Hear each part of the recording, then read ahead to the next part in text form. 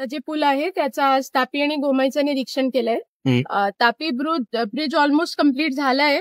थोडा ट्रॅफिक आता त्याचा एक आम्ही नोटिफिकेशन काढू, एकदा फायनल फिनिशिंग वगैरे जी त्यांची वाचली आहे, थोडा सेफ्टी प्रिकॉशन जी सगळी आहे ते फायनल फिनिशिंग, पेंटिंग आणि सेफ्टीचे जे थोडे लूपहोल्स आहे ते फिक्स आपण आता करत आहोत. बट अदरवाईज तापीचं ब्रिज इज रेडी. खालची पण जी रोड आहे ते आम्ही प्रयत्न करत आहोत की खालची रोडचा पण MSRDC कडे एस्टिमेट पाठवत आहोत की ती पण आपली रोड जी आहे ती व्यवस्थित अजून चांगली एक रोड तयार करू, सो दॅट वरचं ब्रिज आणि खालची रोड दोन्ही तयार होतील. गोमाईचं जे इन्स्पेक्शन केलंय ते आपले जे डेप्युटी इंजिनियर साहेब आहेत त्यांच्यासोबत एक MS पाईप्सचं प्रपोजल त्यांना दिलंय. ते आता या आठवड्यात पाईप्स येतील आणि मग बोरवेलचं काय करायचं त्याचे निर्णय आमचा 5 नोव्हेंबर पर्यंत होईल.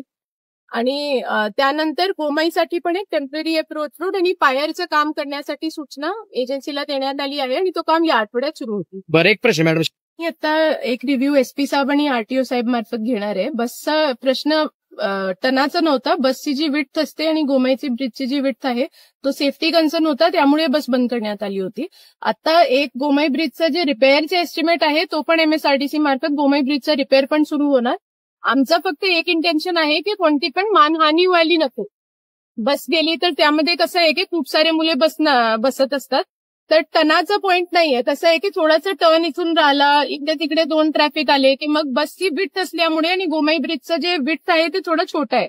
पण आता परत तो लेटर आली आमच्याकडे. आम्ही SP आणि RTO सोबत एक निर्णय आता घेतो की चालू करायची की चालू. लोकांना इथे एक चेकपोस्ट बनवून मग आपल्याला ठेवायला लागेल. ते कसं होतं मॅडम,